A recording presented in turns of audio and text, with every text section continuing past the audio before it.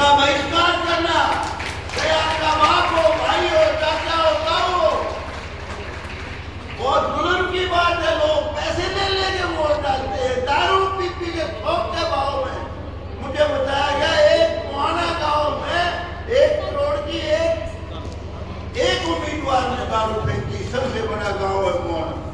पूछा तू ब्राह्मण है, बढ़िया है, सैनी है, पंजाबी है, रोड़ा है, खत्री है, अग्रवाल है, पूछा कलमा पढ़ के बता, कलमा आता है कि नहीं? 1-2 मारने के बाद बेचारे ने कहना शुरू कर दिया मैं भी मुसलमान हूँ। कहने लगा कलमा पढ़।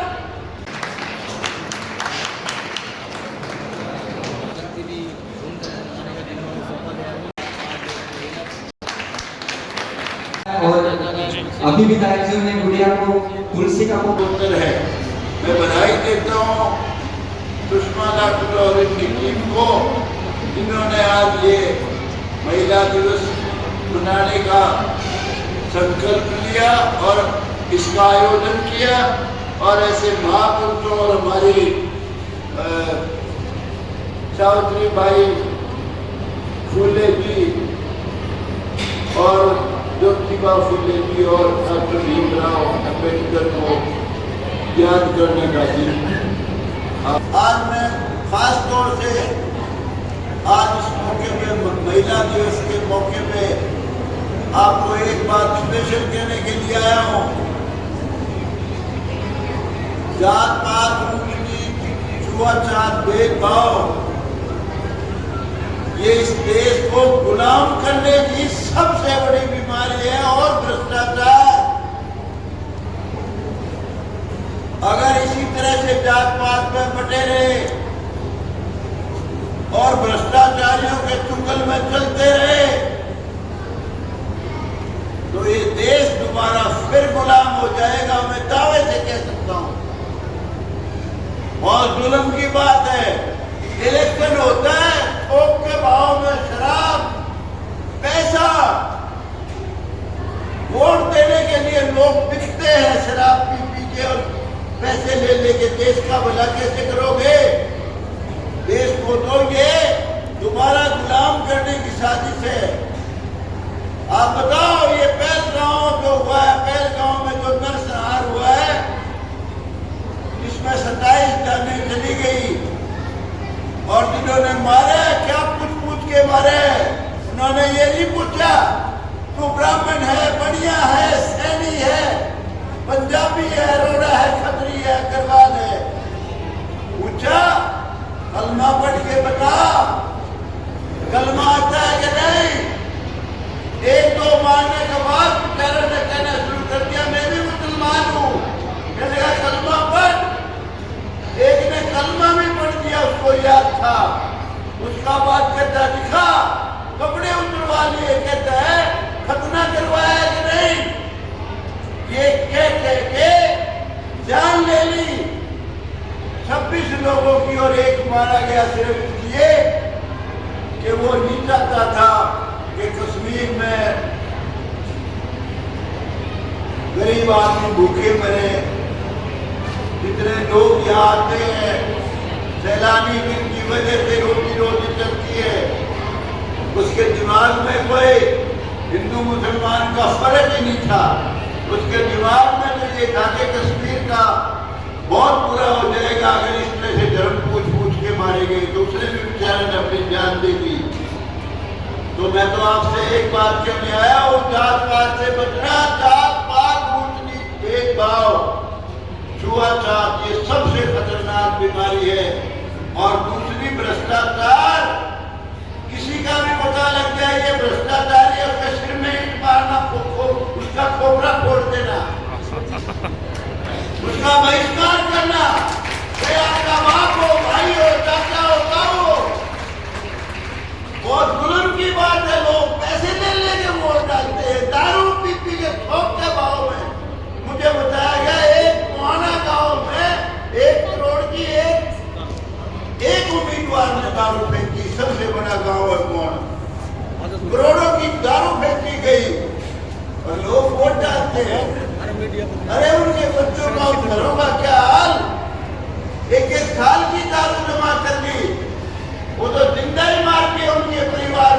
बच्चे दो, उनकी बीवियां रोएंगी, उनके बच्चे तड़प तड़प के मरेंगे। तो आज समय की मांग है, एक तो जात पात सिर्फ दो है, तीसरी है ही नहीं। अच्छा इंसान बड़ी जात का है, ऊंची जात का है, चाहे किसी जात में पैदा हुआ, गरीब से गरीब जाति में पैदा हुआ, अगर अच्छा इंसान है तो ऊंचा इंसान है, ऊंची जाति का आदमी है। और इतना ही महान प्रकांड पंडित के घर में पैदा हुआ जो कहता हम ऊंची जाति के, अगर वो बेईमान है, भ्रष्टाचारी है, कपट्टा है, गंदा है, सबसे नीची जात का वो। इसलिए जात पात के चक्कर में मत पड़ना। अगर जात पात के चक्कर में पड़े रहे तो वो दिन दूर नहीं है, तुम्हारे गुलाम हो जाओगे। अंदाजा लगाओ कहां से कहां पहुंच गए देश। हिंदुस्तान पाकिस्तान बन गया था जिसमें लाखों लोगों ने की कुर्बानियां हुई, दोनों तरफ महिलाओं की, बहन बेटी की इज्जत लूटी गई। और उसके बाद फिर हिंदुस्तान उसी मुआहदा आगे खड़ा हो गया, बंटवारे के बावजूद। ये बड़ी शर्म की बात है। तो इसलिए आप लोगों को बहुत समझना पड़ेगा, बहुत ध्यान देके जीवन जीना पड़ेगा। एक बात जरूर कहूंगा, हमारी बहन बेटियों को, महिलाओं को अगर किसी पार्टी ने सम्मान दिया है तो वो सिर्फ भारतीय जनता पार्टी है।